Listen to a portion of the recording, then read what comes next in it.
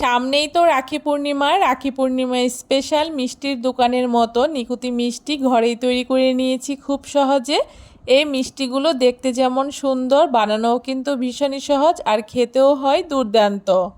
আজকে খুব সহজে কিভাবে বাড়িতেই এই নিকুতি মিষ্টিগুলো তৈরি করেছি সেই রেসিপি আপনাদের সাথে শেয়ার করব। নমস্কার বন্ধুরা, মন কিচেনে আপনাদের সবাইকে স্বাগত। আশা করি আপনারা সবাই খুব ভালো আছেন। নিকুতি মিষ্টি তৈরি করার জন্য এখানে আমি আগে থেকেই 1 লিটার দুধের ছানা কাটিয়ে নিয়েছিলাম। দুধটাকে খুব ভালো করে বলক তুলে নেওয়ার পরে গ্যাসটাকে বন্ধ করে দিয়ে একটা বাটির মধ্যে 2 চামচ ভিনিগার আর 2 চামচ জল দিয়ে খুব ভালো করে মিশিয়ে ওই মিশ্রণটাকে অল্প অল্প করে দুধের মধ্যে দিয়ে আমি ছানাটাকে কাটিয়ে নিয়েছি। আর ছানা কাটানোর পরে খুব ভালো করে জলটাকে ঝরিয়ে নিয়েছি। ছানা কাটানোর পরে ছানাটাকে কিন্তু খুব ভালো করে জল দিয়ে ধুয়ে নিতে হবে, তা না হলে কিন্তু ভিনিগারের যে টক ভাবটা সেটা কিন্তু ছানার মধ্যে রয়ে যাবে। খুব ভালো করে ছানাটাকে ধুয়ে একটুখানি জলটাকে ঝরিয়ে নিয়েছি যাতে ছানার মধ্যে কোনো রকমভাবে জল না থাকে। এখন এই জল ঝরানো ছানাটাকে একটা থালার উপরে নিয়ে খুব ভালো করে হাত দিয়ে বেশ কিছুক্ষণ চেপে চেপে মেখে নেওয়ার পরে ঠিক এইরকম একটা সফট ডো তৈরি করে নিয়েছি। ছানাটা একটু সময় নিয়ে খুব ভালো করে মাখিয়ে নিতে হবে যাতে ছানার মধ্যে কোনো রকম দানাভাব না থাকে।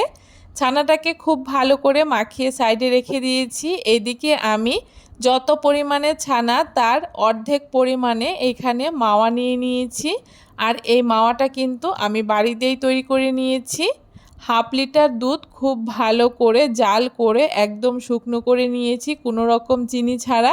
এখন মাওয়াটাকেও আমি খুব ভালো করে প্রথমে হাত দিয়ে একটুখানি মাখিয়ে নিয়েছি যাতে মাওয়ার মধ্যেও কোনো রকম দানাভাব না থাকে।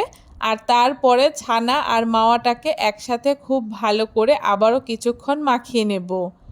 যতক্ষণ না ছানা আর মাওয়াটা একসাথে মেশানো হয়ে যাচ্ছে ততক্ষণ কিন্তু খুব ভালো করে মাখিয়ে নিতে হবে। আর এই ডোটা কিন্তু ঠিক এই রকম একটা সফট ডো তৈরি হবে। দেখুন খুব ভালো করে ছানা আর মাওয়াটাকে একসাথে মাখিয়ে নিয়েছি। এখন এইখানে আমি 2 চামচ মতো সুজি দিয়ে দিচ্ছি আর তার সাথে 2 চামচ ময়দা দিয়ে দিয়েছি। এখন সুজি আর ময়দাটাকেও খুব ভালো করে ছানার সাথে মাখিয়ে নেব। প্রয়োজন পড়লে আপনারা কিন্তু আরও 1 থেকে 2 চামচ মতো ময়দা এখানে ব্যবহার করতে পারেন যদি আপনাদের ছানাটা একটু নরম হয় সেক্ষেত্রে। দেখুন খুব ভালো করে ঠিক এইভাবে করে একটু চটকে চটকে মাখিয়ে নিতে হবে। বেশ কিছুক্ষণ মাখিয়ে নেওয়ার পরে সুজি আর ময়দাটাকে খুব ভালো করে ছানার সাথে মাখিয়ে নেওয়া হয়ে গেছে। এখন এই ছানার মধ্যে আমি ফ্লেভারের জন্য এলাচের গুঁড়ো ব্যবহার করছি। একটা বড় এলাচকে আমি খুব ভালো করে ভেতর থেকে দানাগুলোকে বের করে নিয়ে দানাটাকে গুঁড়ো করে নিয়েছি। এলাচের দানাটাকে দেওয়ার পরে এখানে আমি 1 চিমটি মতো বেকিং সোডা দিয়ে দিলাম। এখানে কিন্তু অবশ্যই বেকিং সোডাটাই ব্যবহার করতে হবে, বেকিং পাউডারটা ব্যবহার করা যাবে না। আর বেকিং সোডার পরিমাণটা কিন্তু অবশ্যই বুঝে শুনে ব্যবহার করতে হবে। বেকিং সোডার পরিমাণটা যদি একটু বেশি হয়ে যায় সেক্ষেত্রে মিষ্টিগুলো কিন্তু ভেঙে যেতে পারে। তাই 1 চিমটি মতো বেকিং সোডা এখানে আমি দিয়ে এখন এলাচের গুঁড়ো আর বেকিং সোডাটাকেও খুব ভালো করে ছানার সাথে মাখিয়ে নিয়েছি। বেশ কিছুক্ষণ মাখিয়ে নেওয়ার পরে সমস্ত কিছু দিয়ে একসাথে আমার ছানাটাকে রেডি করে নেওয়া হয়ে গেছে।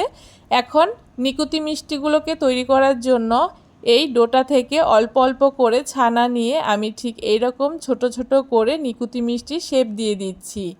আপনারা চাইলে কিন্তু এই মিষ্টিগুলো একটু গোল করেও তৈরি করে নিতে পারেন, আমি একটু লম্বাটে করে তৈরি করে নিচ্ছি। একই রকমভাবে সবগুলো নিকুতি মিষ্টি আমি এখানে তৈরি করে নিচ্ছি। আর অবশ্যই খেয়াল রাখবেন সবগুলো নিকুতি মিষ্টি যাতে একই সমান হয়, সেক্ষেত্রে কিন্তু নিকুতি মিষ্টিগুলো দেখতে খুব সুন্দর লাগবে। সবগুলো মিষ্টি আমার তৈরি করে নেওয়া হয়ে গেছে। এখন মিষ্টিগুলোকে সাইডে রেখে দিচ্ছি। এখন চিনির শিরাটাকে তৈরি করে নেব। তার জন্য কড়াইতে একটা বাটি মেপে আমি 1 বাটি চিনি দিয়ে দিয়েছি। এখানে মোটামুটি 200 গ্রাম মতো চিনি আছে।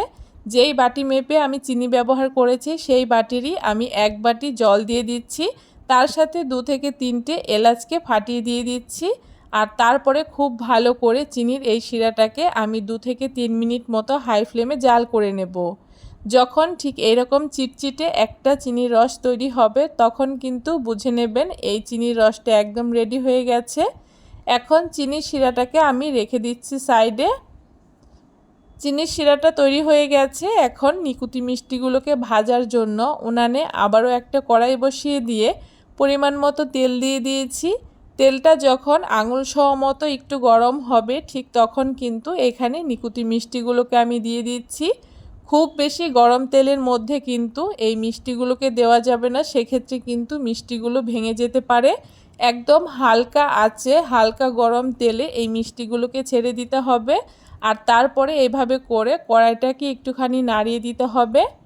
যতক্ষণ না মিষ্টিগুলো উপরে ভেসে উঠবে ততক্ষণ কিন্তু এইভাবে করে কড়াইটাকে হালকা করে একটুখানি দুলিয়ে দুলিয়ে মিষ্টিগুলোকে ভেজে নিতে হবে।